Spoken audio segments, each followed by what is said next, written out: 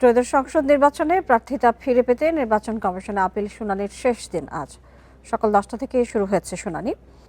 আরো জানাতে রাজধানীর আগারগাঁওয়ের নির্বাচন ভবন থেকে যোগ দিচ্ছেন সহকর্মী সুলতানা জাহান মিতু। আজকের শেষ দিন, সময়ও পেরিয়ে গেছে। জানতে চাই যে এই যে 65টি আবেদনের বিষয়ে চূড়ান্ত সিদ্ধান্ত দেবার কথা এবং একই সঙ্গে দ্বৈত নাগরিকত্ব থাকার প্রার্থীরা যারা রয়েছেন তারা অংশ নিতে পারবেন কিনা, এই যে বিষয়গুলো রয়েছে সার্বিকভাবে আজকে সিদ্ধান্ত হওয়ার কথা, শেষ দিন একটু জানাবেন সার্বিক কি তথ্য রয়েছে আপনার কাছে?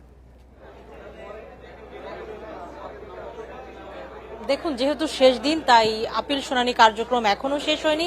বিকেল 5টা নির্ধারিত সময় হলেও এখন বিরতি চলছে এই কার্যক্রমের এবং যতক্ষণ পর্যন্ত শুনানিগুলো নিষ্পত্তি না হচ্ছে নির্বাচন কমিশন ততক্ষণ পর্যন্ত আপিল শুনানি চলমান রাখবে। একটি বিষয়, আজ সারাদিন যে সকল শুনানি হয়েছে তার বাইরেও অপেক্ষমান বেশ কিছু আপিল আবেদন ছিল, সেটি 30টির মতো সংখ্যা, সেটির শুনানি চলছে এখন, সেটি চলমান আছে এবং সেখানে দ্বৈত নাগরিকত্ব ইস্যুতে বেশ কয়েকটি আপিল আবেদন আছে। আমরা কিছুক্ষণ আগ পর্যন্ত শুনছিলাম ঋণ খেলাপির ইস্যুতে আপিল আবেদন, সেখানে দুইটি গুরুত্বপূর্ণ ইস্যু, সেটি চট্টগ্রাম 2 এবং 4 দুটিতে বিএনপির প্রার্থী। তবে চট্টগ্রাম 4-এ বিএনপির আবেদনটি টিকে গেলেও, অর্থাৎ প্রার্থিতা বহাল থাকলেও সেটিও ঋণ খেলাপির অভিযোগে ছিল। চট্টগ্রাম 2 আসনের বিএনপির প্রার্থিতাকে কিন্তু নামঞ্জুর করেছে নির্বাচন কমিশন। একটি বিষয়, এই যে চট্টগ্রাম 2-এ বিএনপির প্রার্থী সারোয়ার আলমগীর, যার বৈধতার বিরুদ্ধে আবেদন করেছিলেন একই আসনের জামায়াতের প্রার্থী, তাকে কিন্তু আজই নির্বাচন কমিশন মঞ্জুর করেছিল তার আবেদনটি। তবে উচ্চ আদালতে তার ঋণ খেলাপির বিষয়ে একটি নির্দেশনা থাকায় সেটি ঠিক সেই সিদ্ধান্তটি বিকেল নাগাদ যখন কমিশনের কাছে এসে পৌঁছে তখন কমিশন আবারও এই আপিল আবেদনটি রিকল করে এবং বিএনপির প্রার্থী চট্টগ্রাম 2 আসনের সারোয়ার আলমগীর তার প্রার্থিতাকে বাতিল করে নির্বাচন কমিশন।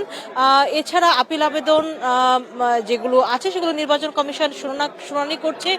আর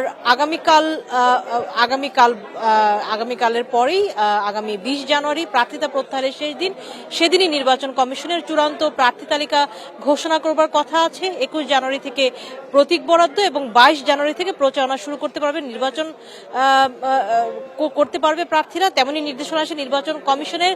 তবে এছাড়াও কিছু আসনের প্রার্থীরা যারা আদালতের কারণে বা বিভিন্ন কারণে যাদের নির্বাচন স্থগিতাদেশ ছিল, যেমন পাবনা 1 ও 2 এর কথাই যদি বলি, যেখানে পুরো তফসিল দিয়েছে নির্বাচন কমিশন, তারা কিন্তু তাদের তফসিল অনুযায়ী প্রচারণা শুরু করতে পারবেন। অন্য সকল ধাপ পেরিয়ে সব মিলে আপিল শুনানি চলছে এবং বিশেষ করে দ্বৈত নাগরিকত্বের যে বিষয়টি সেটি নিয়ে আসলে বেশ হাড্ডাহাড্ডি লড়াই চলছে পক্ষে বিপক্ষে। আমরা আছি এখানে, খবর সংগ্রহ করছি।